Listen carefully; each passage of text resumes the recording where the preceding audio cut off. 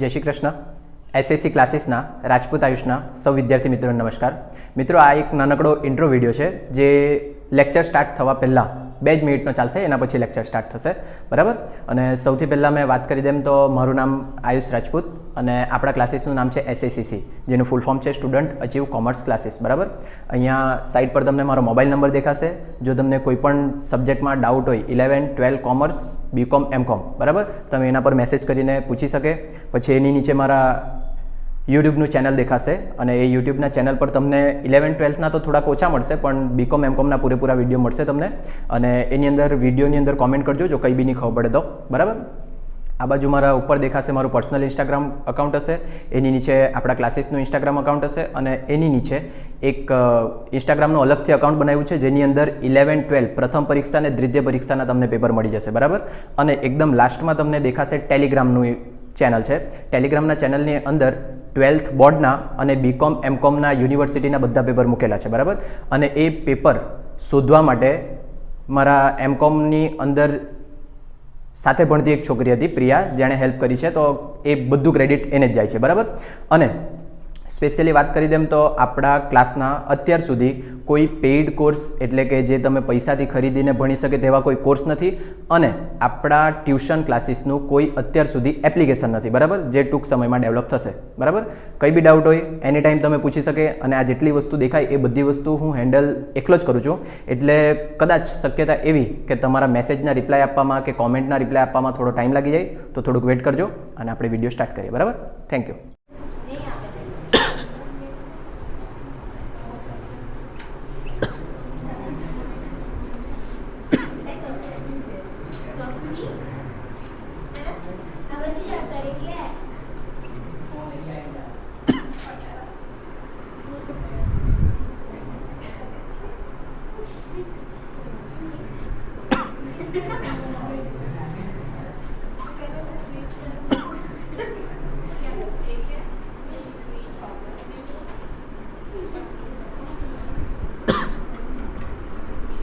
મારી ખાંસી તો હારી જ નહીં થાય કરંજી.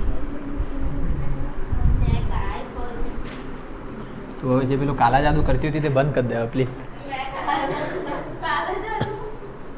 બહુ થઈ ગયો, બહુ હેરાન થઈ ગયા.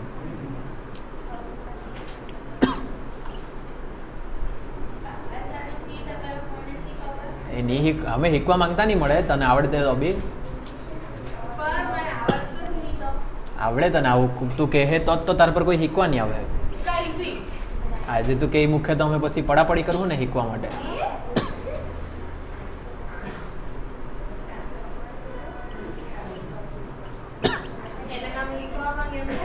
હજ ને, તો આ ભારતની અંદર બધા શીખવા માંગે. સ્ટાન્ડર્ડ રકમ આવે કે સ્ટાન્ડર્ડ ભાડું આવે?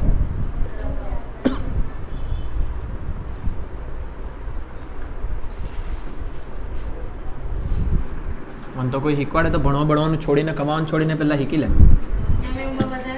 સ્કોપ વધારે છે એમ, ફ્યુચર એકદમ બ્રાઇટ છે એમાં, સમજો ને તમે, બરાબર ને ભૂમિકા?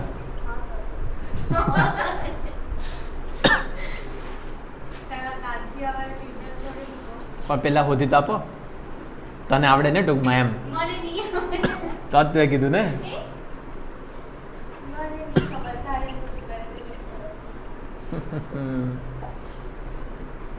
રાજપૂત આયુષને તો મેં ધોખામાં નહીં રાખી શકે.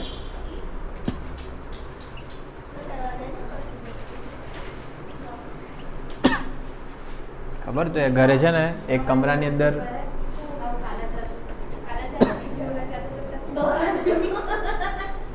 અહીંયા શું આવે, વેકેન્સી આવે કે વેકેન્સી નહીં આવે, વસૂલ નહીં થઈ શકે તેવું પડે. ખબર નહીં કેમ નહીં, મેં ઘરે બોલાવીને શીખા એ લોકોની ત્યાં જઈને હું ખબર કંઈ થઈ ગયું તો, બરાબર ને દિષ્ટિ? ઓય ઓય ઓય,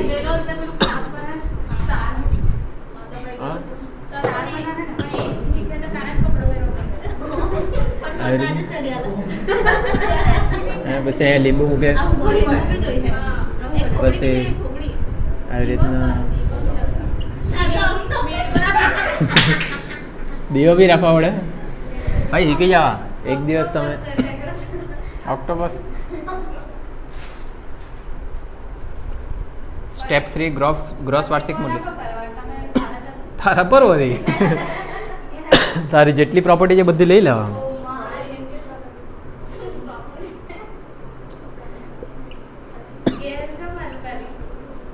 બસ તો એટલું જ તો જોઈએ.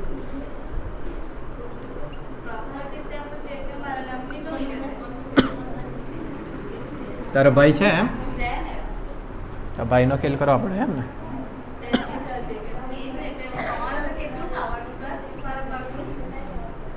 એવું 3 જણા 2 ભાઈ 1 બેન એવું કે 2 બેન 1 ભાઈ? ગણતરી કરી આપું? અરે ગણતરીનો તો મારો વિષય છે તો એમાં અનુભવી છે મેં. માસ્ટર્સ તો કહી શકીએ પણ હવે સારું નહીં લાગે.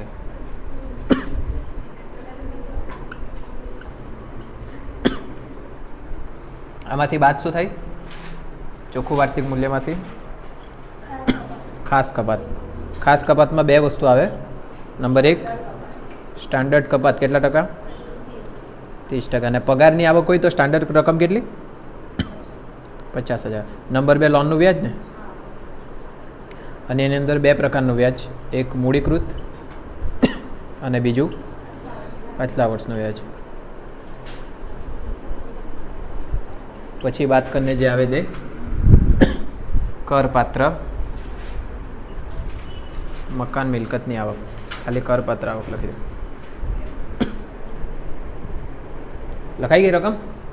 કે મારો નમૂનો તો લખાઈ ગયો ને તે બી આજે મેં આખો નમૂનો મોડે લખ્યો. હવે મારા પેપરમાં આવડી જાય.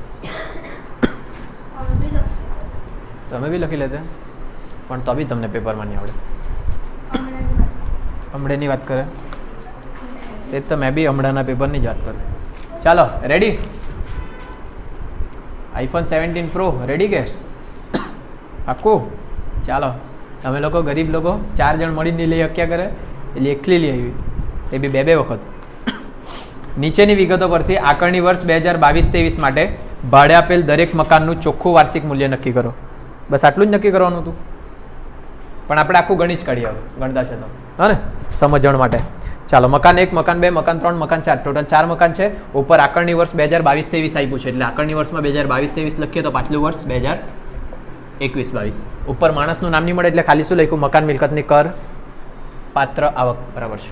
ચાલો હવે આખો નમૂનો લખો. નમૂનામાં પહેલું સ્ટેપ 1 અપેક્ષિત ભાડું. એમાં નંબર 1 મ્યુનિસિપલ આકારણી મુજબનું ભાડું. નંબર 2 વાજબી ભાડું. પછી એ અને બી પૈકી જે વધુ હોય તે. પછી ત્રીજું સ્ટાન્ડર્ડ રકમ ડી. પછી સી ડી પૈકી જે ઓછું હોય તે. મારા હિસાબે નમૂનો તો ખબર પડે જ ને હવે એટલે ટાઈમ નહીં બગાડીએ. લખાવો મકાન નંબર અહીંયા 1, 2, 3, 4. આ 4 મકાન છે. કોઈ બી રહેઠાણનું કે એવું કંઈક તો કીધેલું નહીં મળે ને એટલે આપણે બધું ભાડે આપેલું એવું જ સમજવું. અને નીચે જો મકાન નંબર 4 તારીખ 1/8/2021 રોજથી રહેઠાણ માટે ભાડે આપેલ છે તો હું હા દિષ્ટિ મકાન નંબર 4 તારીખ 1/8/2021 રોજથી રહેઠાણ માટે ભાડે આપેલ છે. ચોથા મકાનની વાત છે. આપણે પહેલા 3 પતાવી લખીએ પછી ચોથા પર જે મગજમારી કરવાની છે તે કરીએ. ચાલો પહેલાની અંદર મ્યુનિસિપલ આકારણી મુજબ વાર્ષિક મૂલ્ય 72, 12 અને 2400 લખી દે. 72,000, 12,000 ને 2400. પેલું ત્રીજું એટલે કે છેલ્લું આપણે લાસ્ટમાં ગણીએ. પછી બીજું આપણને જોઈએ વાજબી ભાડું. વાજબી ભાડું નહીં મળે કેચ એટલે નહીં મળે. ચાલો એ 3 ડેશ કરી દે તો ચોથું બી ડેશ જ આવી જશે. એના પછી આ બંને પૈકી જે વધુ હોય તે એક જ રકમ છે તો એક જ રકમ લખવાની. 72,000, 12,000 ને 2400. ચાલો પછી સ્ટાન્ડર્ડ રકમ.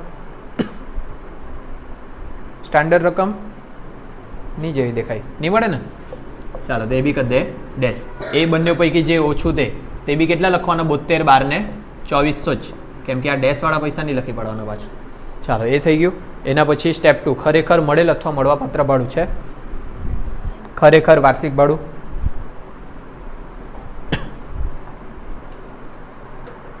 બોલો ખરેખર વાર્ષિક ભાડું. હા કેમ 60,000? કેમ 60,000 બેટરી? કેમ કે અરે ચોખ્ખું આપેલું તો છે 60,000. જો ધારો કે મેં તમને એમ કેમ આ 60,000 વાળી લાઈન નહીં મળે, નંબર 2 જે આપ્યું છે ને એ લાઈન નહીં મળે, તો પછી ખરેખર વાર્ષિક ભાડું કેટલું હોય તે કેવી રીતના ખબર પડતે?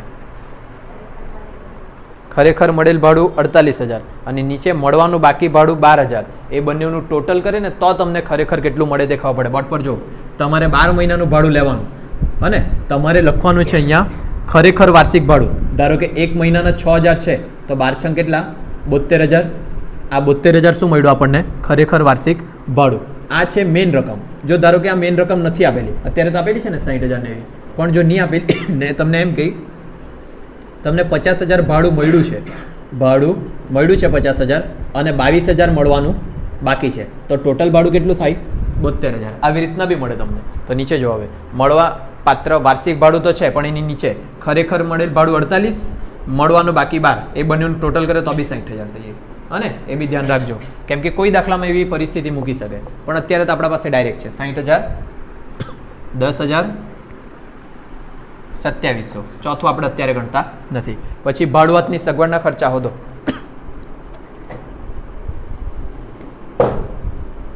ભાડુઆતની સગવડના ખર્ચા છે નહીં મળે તો ડેશ.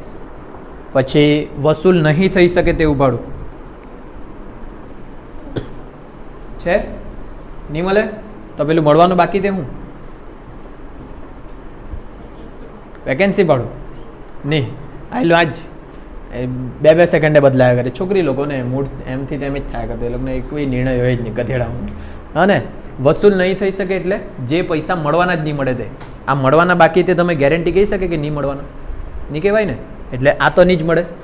વેકેન્સી ભાડું એટલે મકાન ખાલી રહી દે. જો ભાડું મળવાનું બાકી છે એનો અર્થ એવો કે મકાનમાં રહી ચૂકેલો છે પછી મળવાનું બાકી, તો વેકેન્સી બી નહીં મળે. તો આ કંઈ નહીં મળે. શું કરી દેવાનું? ડેશ. બરાબર, ધ્યાન રાખજો. એટલે બાદ કરીને પાછા આટલા જવાના 60,000, 10,000 ને 2700. પછી ત્રીજું સ્ટેપ 1 અને 2 પૈકી જે વધુ હોય તે 72,000, પહેલામાં 12,000, આમાં 2700. ચાલો એના પછી વેકેન્સી ભાડું. વેકેન્સી ભાડું કોઈ જગ્યા છે કે આટલા ટાઈમ સુધી મકાન ખાલી રહ્યું ને એવું કંઈ નહીં મળે તો ડેશ. બાદ કરીને પાછા કેટલા આવી ગયા? 72,000, 12,000 અને 2700. પછી સ્થાનિક વેરા 800. મકાન નંબર 2 માં જ છે 800, બીજા બધામાં નહીં મળે. બરાબર ને? તો મકાન નંબર 2 માં 800 લખી લે બેટરી. કેમ? બધી જ વસ્તુમાં તો ના પાડી મૂક્યા કરે. હા દિષ્ટિ, લખવાનું મકાન નંબર 2 માં 800. બોલો. ભાડુઆતે ચૂકવેલા. મેં શું કીધેલું એક વાક્ય? માલિક ચૂકવે તે જ સ્થાનિક વેરા લખાય. એટલે આ ભાડુઆતવાળા લખાય? નહીં લખાય. આપણે માલિકના માટેની કરપાત્ર આવક ગણતા છે, તો જો ભાડુઆત ચૂકવતો છે તેનાથી માલિકને અત્યારે કંઈ લાગે વળગે નહીં. એટલે ધ્યાન રાખજો, સ્થાનિક વેરા ખાલી માલિકના લખાય. એટલે આ બધામાં શું કરી દેવા પડશે? ડેશ. એટલે ચોખ્ખું વાર્ષિક મળી ગયું આપણને 72,000, 12,000 ને 2700. એમ તો તમારે આટલે જ સુધી દાખલો ગણવાનો હતો એ લોકોના સવાલ પ્રમાણે, પણ નીચે બધું તારીખ બારીખ બી આપી છે, બાંધકામનો સમય. લોન છે કે કોઈ જગ્યા લોન નહીં મળે તો આ આવવાનું જ નહીં મળે. ખબર પડે? એટલે આ દાખલો હોમવર્ક આપેલો હતો. હા ને, આમાં લોન તો છે જ નહીં, તો આમાં હું શીખાયું? મેં કંઈ શીખાયું જ નહીં આમાં તો. આજે યાર બગાડ લખ્યો ને તમારો ટાઈમ. હા ને, એટલે આ લોન પર વ્યાજ તો છે જ નહીં, કેમ કે કોઈ જગ્યાએ લોન તો આપેલી નથી. એટલે આટલે જ સુધી તમારો દાખલો પણ પેલો લાસ્ટ વાળો આપણે પતાવીએ. ચોથો મકાનનો. મકાન નંબર 4 તારીખ 1/8/2021 રોજથી રહેઠાણ માટે ભાડે આપી છે અને બાંધકામનો સમય એવું કીધેલું છે 1/6/19 થી 31/7/21. 31/7/21 બાંધકામ પૂરું થયું ને મકાન નંબર 4નું. દેખાતું છે જે વાંચતો છે? હા ને, 31/7/21 મકાન નંબર 4નું બાંધકામ પૂરું થયું. નીચે 1/8/21 થી રહેઠાણ માટે ભાડે આપ્યું. તો 1/8/21 થી આપણું વર્ષ પૂરું થાય 31/3/22. ખબર પડે હું કર્યું મેં? જોજો પાછું એક વખત. 31/7/21 આ તારીખે મકાનનું બાંધકામ પૂરું થયું છે, ચોથા. બરાબર? આ તારીખ પછીની જ તારીખ છે કઈ? 1/8/21. આ તારીખથી મેં ભાડા પર ચડાવી દીધું અને બીજા દિવસથી ભાડા પર ચડાવી દીધું. ત્યારથી લઈને મારું વર્ષ પૂરું થાય 31/3/22. કેમ? કેમ કે આપણે પાછલા વર્ષના જ હિસાબ કરીએ. હા ને, એટલે આ 31/3/22 કેટલા મહિના થાય? 8 મહિના. તો આજે બધી ડિટેલ ગણવાની તે કેટલા મહિનાની ગણવાની? 8 મહિનાની છે. એકદમ નોર્મલ વસ્તુ, બરાબર. ચાલો તો અહીંયા લખી આપું કાઉન્સમાં 1/8/21 થી 31/3/22 બરાબર 8 માસ. આટલા 8 માસનું બધું ગણવાનું છે. તો પહેલાં મ્યુનિસિપલ આકારણી મુજબ વાર્ષિક મૂલ્ય કેટલું છે? 6000. પણ અહીંયા અમારથી 6000 નહીં લખાય. 6000 ગુણ્યા 8 ભાગ્યા 12 4000, બરાબર. અને ખબર પડે 8 મહિનાનું બધું લખવાનું.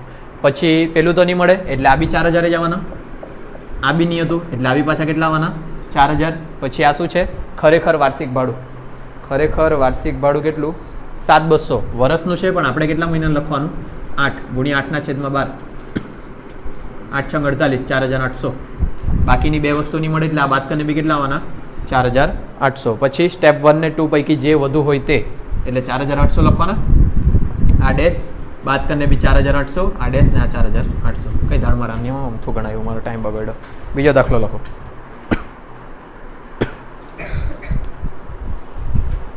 માલિકે ચૂકવેલા સ્થાનિક વેરા આપેલા છે તે કોણ જોવાનું? નંબર 5.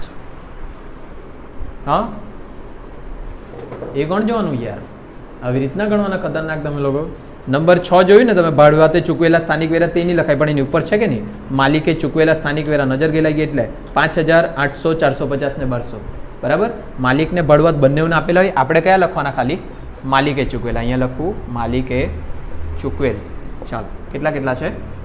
5000, 800, 450 ને 1200. કોનો ફોન વાગે કે નીચેથી કકલાટ આવ્યા કરે? બાત કરો. બહારથી જ આવ્યા કરે ને? બાજ્યા કરે લાગે. જલ્દી જલ્દી બતાવો જોઈએ.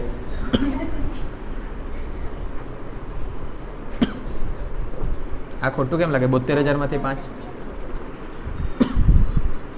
હા 2250. આ જરીક બાત કરો ને. 72000 - 5 67,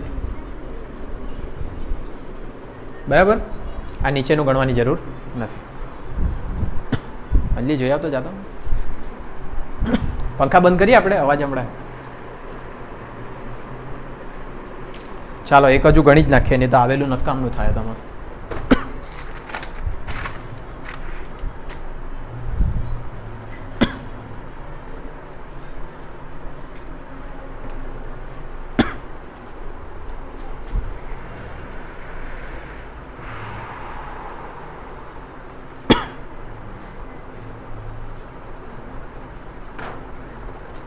જીત, વીરનું પેપર કેવું ગયેલું?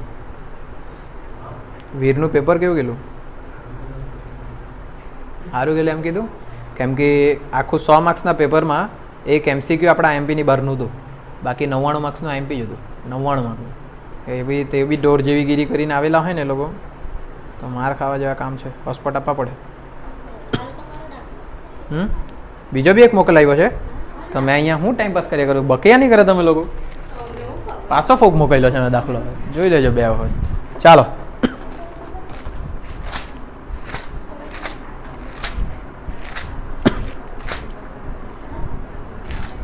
નંબર કયો છે એના પર? 11.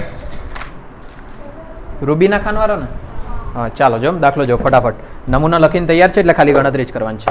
રૂબીના ખાન 2 મકાન ધરાવે છે. અહીંયા મારા બધે ભાડા પર જ છે બધું. 2 મકાન લીધેલી, જેમાંથી મકાન number 1 SR oil company S limited છે કે 5 લિમિટેડ છે? આ S લિમિટેડને ભાડે આપ્યું છે એવું સમજો. એનો હસ્યા કરે બેટરી કે બધા સાપ હસ્યા કરે. છોકરા જ લોકો ડાયા છે. S લિમિટેડને ભાડે આપી છે. મકાન નંબર 2 અંગે ભાડું નહીં ભરનાર ભાડુઆતે નોંધાવી 2 છે. આ શું લખેલું છે બધું? ભરનાર ભાડુઆતે નોંધાવી 2 છે અને તારીખ 31/1/22 રોજ તેણે મકાન ખાલી કરી આપેલ છે. નીચેની વિગતો પરથી 2 આકારણી વર્ષ 2022-23 માટે રૂબીના ખાનની મકાન મિલકતના મથાળા હેઠળ કરપાત્ર આવકની ગણતરી કરો. હા આ છે હું પણ 5 ને 2 શું લખેલું છે?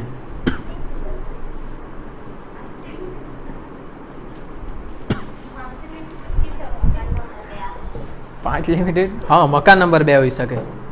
તો મકાન નંબર 1 માટે કંઈ નહીં કીધેલું. ચાલો ને સ્ટાર્ટ કરીએ દાખલો. કાં આપણે લબડ હું તે જોઈએ. નમૂનો તો તમારો આનો જ આવવાનો. 5 લિમિટેડ નહીં આવી શકે એમ કહેવા માંગે છે તું?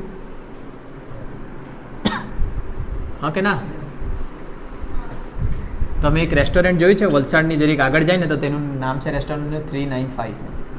જોયેલું એ રેસ્ટોરન્ટ કોઈ બી અતુલની થોડીક આગળ છે. છોકરાઓ હા ને છે ને દ્રષ્ટિ? તો એટલે નંબર પ્રમાણે દુકાનનું નામ હોય નહીં હોઈ શકે એવું જોઈને અંજલિ તમારા જ્ઞાન ચક્ષુને થોડુંક વિકાસ કરો. જ્ઞાન ચક્ષુ જે નહીં મળે તમારો.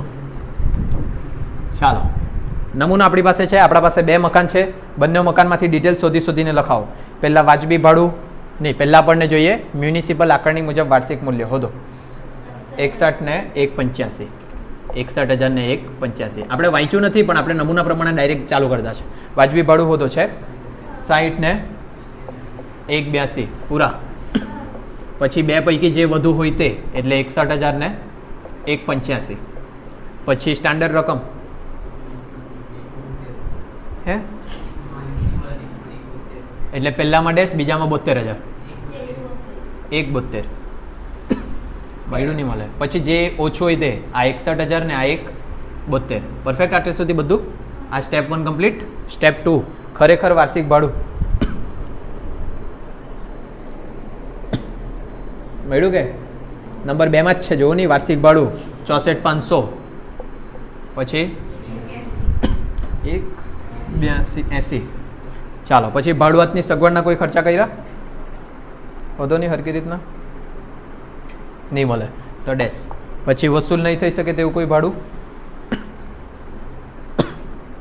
લાસ્ટ 11 દેખાય. પાછલા વર્ષ 2021-22ના વર્ષનું વસૂલ નહીં થઈ શકે તેવું ભાડું પહેલું ડેશ બીજું 60,000. બાદ કરીએ અહીંયા આ 64,500 જ અને આ 6 દુ 12 6 તારી 18 એટલે 120 બરાબર કે? ચાલો એનું બી આપેલું પાછલા વર્ષ 2020-21ના વર્ષનું વસૂલ નહીં થઈ શકે તેવું ભાડું પાછલું વર્ષ 2021-22માં વસૂલ થયું. હા જો અહીંયા મેઇન વસ્તુ પાછલું વર્ષને આકારણી વર્ષ લખાવો. પહેલાં આપણું આકારણી વર્ષ ઉપર દાખલામાં આપ્યું છે 2022-23 અને એટલે આપણું પાછલું વર્ષ કયું 21-22. આપણે 21-22ના હિસાબ તૈયાર કરતા છે તો 21-22ના પૈસા બાકી હોય ને તે જ અહીંયા લખાય બરાબર. પછી જો 20-21ની વાત કરી ને લોકોએ નંબર 10માં જો 20-21ના વર્ષનું વસૂલ નહીં થઈ શકે. 20-21નું વસૂલ નહીં થઈ શકે તે 20-21નામાં ગણાઈ ગયું પડે અને પહેલાના વર્ષમાં ગણાઈ ગયું. આ વર્ષે લખવાનું નહીં પાછું. અને પાછું આગળ એવું બી કીધું કે 21-22માં એ વસ્તુ પાછા મળી બી ગયા તો એ મળી ગયા તો તે હિસાબ કિતાબ તે ગયા વર્ષનો છે. આ વર્ષમાં એ બધાને કઈ લાગે વળગે નહીં ગુસ્સા એટલું મંથલી ઘૂસી જાય પણ તમે તો 5 લિમિટેડ ક્યાંથી આવે એમ પૂછવાના ને. ચાલો નેક્સ્ટ ખબર પડ્યું ને 10મું કાં પૂછ્યા આપણે. સ્ટેપ 2 કમ્પ્લીટ થયો. સ્ટેપ 3માં 1 ને 2 પૈકી જે વધુ હોય તે એટલે આ 64,500 172. ચાલો પછી વેકેન્સી ભાડું કોઈ મકાન ખાલી બાલી રહેલું છે કે? નંબર 1 વાજબી ભાડું આવી ગયું. નંબર 2 વાર્ષિક ભાડું આવી ગયું. મ્યુનિસિપલ આકારણી આવી ગયું. સ્ટાન્ડર્ડ રેન્ટ આવી ગયું. મ્યુનિસિપલ કરવેરાની ચૂકવણી કરવેરો એટલે સ્થાનિક વેરો એની વાત આપણે કરશું. નંબર 6 સમારકામ ખર્ચની અહીંયા કોઈ જગ્યાએ જરૂર પડે આપણને હા કે ના? નમૂનામાં કોઈ જગ્યાએ સમારકામ ખર્ચની જરૂર પડે નહીં પડે તો ક્યારે બોલવાના? વીમાની જરૂર પડે હા કે ના? નહીં પડે. જમીનનું ભાડું જરૂર પડે નહીં પડે. એટલે એ 6, 7, 8ની તો કંઈ કામ જરૂર જ નહીં મળે એમ હા ને. પણ નંબર 5ની જરૂર છે લખી લે અત્યારે જ 12,500 ને 40,000. સ્થાનિક વેરો નમૂનામાં છે જ અહીંયા લખી દે 12,500 અને 40,000. એટલે જો 1 થી લઈને 5 સુધી પૈતું 6, 7, 8નું કામ નહીં મળે. 9મુંથી જો 9મું મકાન નંબર 1 મકાન 1 ઉપર લીધેલ તારણવાળી લોનનું વ્યાજ. જો લોનનું વ્યાજ એટલે અહીંયા લાસ્ટમાં ગણવાના તેના માટે એટલે આપણે નંબર 9 બાકી રાખતા છે. 10મું આપણે કમ્પ્લીટ કરી નાખ્યું. 11મું કમ્પ્લીટ કરી નાખ્યું. 12મું જો મકાનનો ઉપયોગ ભાડે આપેલ જે પહેલાં વાંચવાનું હતું આપણે ભાડે આપ્યું છે આ બી ભાડે આપ્યું છે ને આ બી ભાડે આપ્યું છે. જો આ ભાડે હોતે ને આ અંગત રહેઠાણ હોતે ને આ બધું નહીં ગણવાનું હતું અને એટલે એવું ધ્યાન રાખજો. આખો દાખલો પહેલાં વાંચવાનો. 11મું કમ્પ્લીટ. 10મું કમ્પ્લીટ. 9મું બાકી. 1 થી 8 કમ્પ્લીટ એટલે ખાલી એક નંબર 9 બાકી છે. હવે પહેલાં ઉપર આપણે સમજીએ જે લોકોએ 1 ને 2 લખ્યું છે ને તે. મકાન number 1 SR oil company S લિમિટેડને ભાડે આપ્યું છે. પછી મકાન નંબર 2 અંગે ભાડું નહીં ભરનાર ભાડુઆતે નોંધાવી છે. અરે વાક્ય રચના જ ખોટી તો શું કરવાના હવે. એના પછી જોજો, અને તારીખ 31/1/22 રોજ તેણે મકાન ખાલી કરી આપેલી છે. નીચેની વિગતો પરથી આકારણી વર્ષ 2023-24 માટે રૂબીના ખાનની બસ કંઈ વાંધો નહીં, બીજું કંઈ નથી આપેલું. પણ 31/1/22 રોજ ખાલી કરી આવ્યું, પછી નવો ભાડુઆત આવ્યો તેવી કોઈ માહિતી છે નથી. તો 31/1/22 થી મકાન નંબર 2 ખાલી છે એવું ખબર પડે કે નહીં પડે? પડી જાય બધાને. એટલે આ જે વાક્ય રચના હરકી નહીં મળે ને તે છતાં બી આપણે અંદાજો લગાડતા છે એવું. મકાન નંબર જે 2 છે તે 31/1/22 રોજ ખાલી થયું અને એના પછી કોઈ ભાડુઆત આવ્યું નહીં મળે. તો આની અંદર વેકેન્સી ભાડું છે. તો અહીંયા લખીએ મકાન નંબર 2, એમાં આપણે શું ગણવાના? વેકેન્સી ભાડું. કયા તારીખે ખાલી થયું? 31/1/22 અને આપણું વર્ષ પૂરું થાય 31/3/22. કેટલા માસ ખાલી રહ્યું? 2, બરાબર ને? એટલે 2 મહિના ખાલી રહ્યું છે. જો આ નીકળવા પછી કોઈ એવી તારીખ આપી દીધેલી હોતે કે આ તારીખે પાછો આવી ગયો તો વેકેન્સી ભાડું 1 જ મહિનાનું કે કદાચ 1.5 મહિનાનું એવું થાતે, પણ અત્યારે આવ્યું નથી એટલે 2 મહિનાનું ગણતા છે. તો વેકેન્સી ભાડા માટેનું સૂત્ર ખરેખર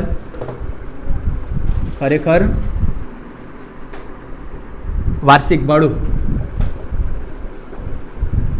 માઇનસ ભાડુઆતની સગવડના ખર્ચા લખતો છે, બરાબર છે કે? ભાગ્યા 12 ગુણ્યા મકાન ખાલી રહ્યાનો સમય. બરાબર છે કે ખોટું છે? હા, ચાલો. ખરેખર વાર્ષિક ભાડું મકાન નંબર 2 નું ખરેખર વાર્ષિક ભાડું 1,80,000. પછી ભાડુઆતની સગવડના ખર્ચા નથી એટલે 0 ભાગ્યા 12 ગુણ્યા મકાન ખાલી રહ્યું 2 મહિના સુધી 30. ચાલો, એટલે આ લેખા 30,000. તો વેકેન્સી ભાડું મકાન નંબર 2 માં કેટલું? 30,000. પાછું સમજવાના કે ખબર પડી? આ મકાન નંબર 2 માં એ લોકોએ ઉપર તારીખ એમ આપી કે 31/1/22 રોજ મકાન ખાલી થઈ ગયું. નવા મકાનનો એટલે કે જે કોઈ બીજું ભાડું હતું તે આવ્યું નથી એટલે વેકેન્સી ભાડું છે 2 મહિનાનું અને વેકેન્સી ભાડાનું ખાલી સૂત્ર મૂક્યું છે. બરાબર? ચાલો, એટલે મકાન નંબર 1 માટે કોઈ વેકેન્સી ભાડું નથી. આ 64,500 બાદ કરીને અને આ 1,42. બરાબર? અને સ્થાનિક વેરો હંમેશા કયો લખવાનો? ખાલી માલિકે ચૂકવેલો હોય તે. કોઈ સ્પષ્ટતા નહીં હોય તો કોણે ચૂકવેલો હશે? માલિકે જ ચૂકવેલો હશે એવું માની લેવાનું. વાત કરો.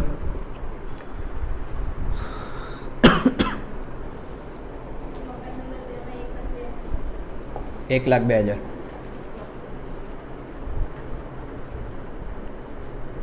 50,000. 52,000. સોરી, બરાબર આટલું? ચાલો, આ તમારું ચોખ્ખું વાર્ષિક મૂલ્ય. આગળ લોનનું વ્યાજ બી છે એટલે આપણે અહીંયા કન્ટિન્યુ આગળ વધવા પડે. અહીંયા ચોકડી મારી છે પણ તમે વ્યવસ્થિત લખી કાઢજો. સ્ટાન્ડર્ડ કપાત 30%. 30% કોના કાઢવાના? ચોખ્ખા વાર્ષિક મૂલ્યના. આના 30% કાઢો. કેટલા? 15,600. અને આના 30%? 30,600. હવે પેલું આપણે નંબર 9 છોડ્યું તે જોવા પડે. લોનવાળું. મકાન 1 ઉપર લીધેલ તારણવાળી લોનનું વ્યાજ 18,000. જે રકમનો મકાન નંબર 2ના બાંધકામ માટે ઉપયોગ કરેલ છે. જો કંઈ ગણતરી નથી કરવાની, ડાયરેક્ટ પૈસા જ મૂકવાના છે. પણ શાંતિથી સમજો.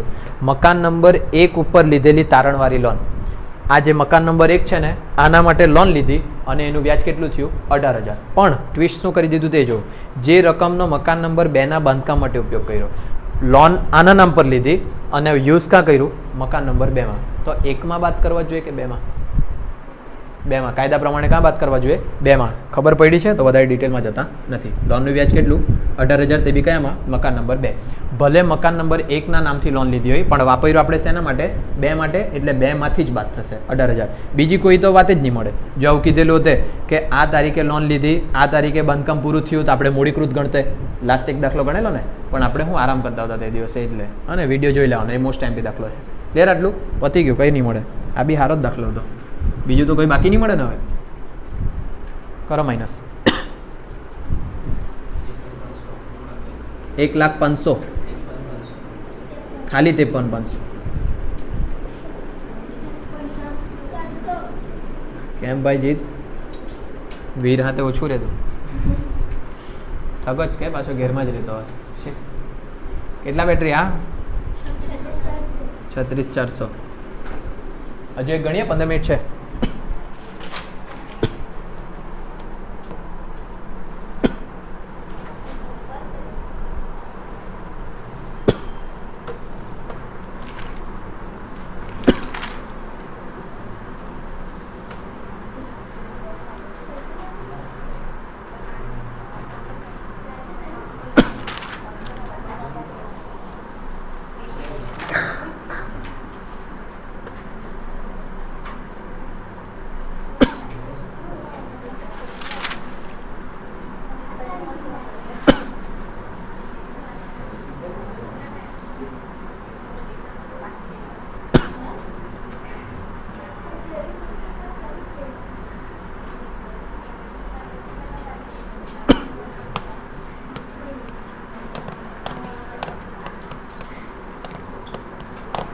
ચાલો આ એક વસ્તુ હજુ સમજો, આ રૂબીના ખાનવાળો જ દાખલો.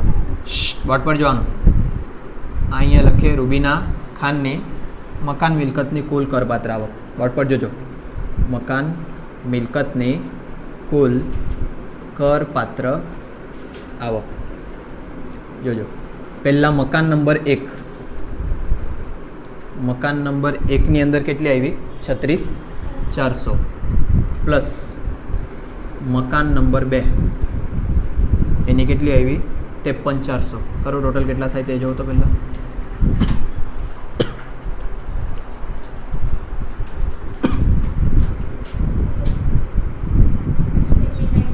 $89,800. એકચ્યુઅલી આને આટલું ઉપર ટેક્સ આપવાનું બનતું છે, પણ એક હજુ વસ્તુ એ લોકોની એવી છે, 2020-21માં 45,000 રૂપિયા મળેલા નહીં હતા, મળવાનું બાકી હતું, એવું જ કંઈક હતું ને આગળ. નંબર 10, પાછલું વર્ષ 2020-21ના વર્ષનું વસૂલ નહીં થઈ શકે તેવું ભાડું. આ કયું ભાડું હતું? વસૂલ નહીં થઈ શકે તેવું ભાડું. બોર્ડ પર જોજો. આ જે વસૂલ નહીં થઈ શકે ભાડું તે તમે અહીંયાથી માઇનસ કરી દીધેલું હશે 2020-21માં, બરાબર. એ માઇનસ કર્યું, એના કારણે તમને અહીંયા 30%નું બેનિફિટ થયું. આ 30% જે સ્ટાન્ડર્ડ રકમ કાઢે ને તેના કારણે તમારું 30%નું અહીંયા બેનિફિટ થયું. પણ એ બેનિફિટ થયું તો ખરી, પણ પાછું બીજા વર્ષે એ પૈસા પાછા મળી ગયા કે નહીં? 45,000. તો એ બેનિફિટ ગવર્મેન્ટ પાછી લઈ લે, ખબર પડે કે નહીં પડે? અહીંયા જે 30%નું બેનિફિટ થયું તે ગવર્મેન્ટ પાછી લેશે, એટલે અહીંયા પાછું તમારે પ્લસ કરી આપવા પડે વેકેન્સી ભાડું. વેકેન્સીની કયું? વસૂલ નહીં થઈ શકે તેવું ભાડું. પણ 45,000ની બેનિફિટ કેટલાનું મળે? ખાલી 30%નું. 30% એટલે કઈ રકમ? આ સ્ટાન્ડર્ડ કપાતવાળી, બરાબર. એટલે આ 45,000 એના 30% કાઢો.